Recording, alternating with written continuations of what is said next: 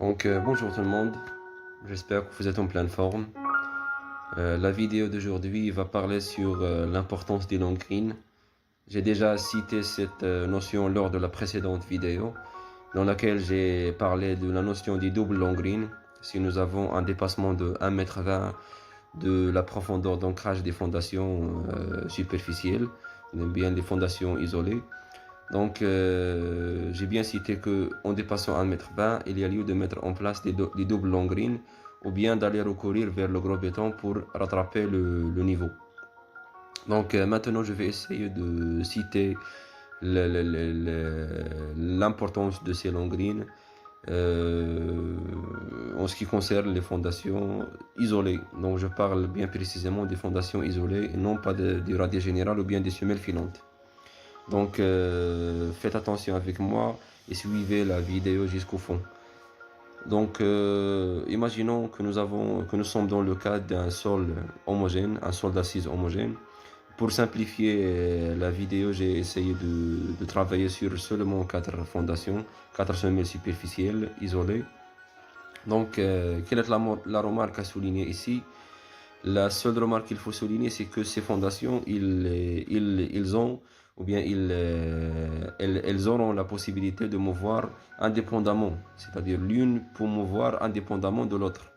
Que ce soit des mouvements dans le plan vertical, dans le plan horizontal, pardon, c'est-à-dire en arrière ou bien en avant, à la gauche ou bien à la droite, comme il se peut qu'il y ait des mouvements de rotation, c'est-à-dire ils peuvent bouger ou bien subir des mouvements de rotation autour de l'axe vertical ou bien autour de l'axe appartenant au plan horizontal. C'est ça en fait la grande problématique que pose le fait de ne pas mettre en place des long greens qui relient ou bien qui liaisonnent entre les semelles isolées. Donc ça, c'est en ce qui concerne le cas d'un sol d'assises homogène. Si nous passons maintenant au cas d'un sol d'assises qui est hétérogène. Donc je tiens à souligner aussi que la profondeur d'ancrage ici est de 1,20 m, chose qui doit être respectée car elle est dictée par le RPS du 2011. Les choses elles sont bien respectées ici suivant les normes. Nous avons un ancrage de fondation de 1,20 m, nous avons un sol d'assises qui est homogène. Et comme je viens de dire, les mouvements ils peuvent être produits dans tous les sens. Si on passe maintenant à un sol qui est hétérogène, c'est-à-dire un ensemble de fondations, ils sont fondés sur un sol A et un autre ensemble, il est fondé sur un sol B. Imaginons aussi que le sol B, il tasse d'une manière plus aiguë, plus grande que les tassements que vont subir les fondations à la droite. Donc ici, il y a des mouvements de la même chose, il y a des mouvements qui sont indépendants dans le sens, ou bien dans le plan vertical. Donc nous, l'importance des long greens consiste à éliminer ou bien à diminuer ces mouvements indépendants. D'accord. Comment résoudre de telles problématiques?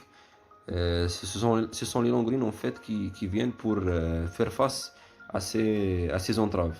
Dans le cas où nous avons un sol d'assises qui est homogène, donc il y a lieu de relier entre les poteaux des fondations moyennant des long greens. Je dis bien les poteaux des fondations et non pas les pieds des fondations. Et c'est au niveau du dallage, c'est-à-dire le même niveau de dallage, là où nous aurons le coulage du béton pour le niveau bas du rez-de-chaussée, c'est-à-dire le dallage, ici où on doit mettre en place les long greens. Par contre, si nous avons une hétérogénéité des sols, c'est-à-dire nous avons un sol qui est des fondations qui sont fondées sur plusieurs types de sols. Ici, dans ce cas, nous avons seulement deux types de sols qui sont différents. Donc, outre les long greens qui résident au niveau du dallage, il faut ajouter obligatoirement des long greens qui vont relier entre les pieds des semelles isolées. Ça c'est pour le cas où nous avons l'hétérogénéité du sol. Donc on peut même l'appeler double long green. Donc double long green, il est à prévoir en deux cas, ou bien en deux situations.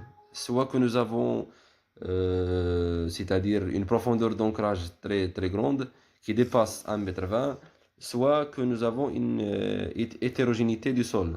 D'accord? Mais pour le cas du dépassement de 1,20 m, il est rarement rencontré, sauf dans le cas des terrains accentués, pardon, accidentés. Donc ici, il y a obligatoirement recours vers la double long green. Mais en général, la solution qui s'adopte, c'est celle de recourir vers le gros béton. Donc, c'est ça. C'est ça, en fait, l'importance des long greens. J'espère que vous étiez très clair dans mon explication. Donc, si vous avez quelque chose à ajouter, des questions, vous pouvez les mettre en commentaire. Merci à vous et à la prochaine.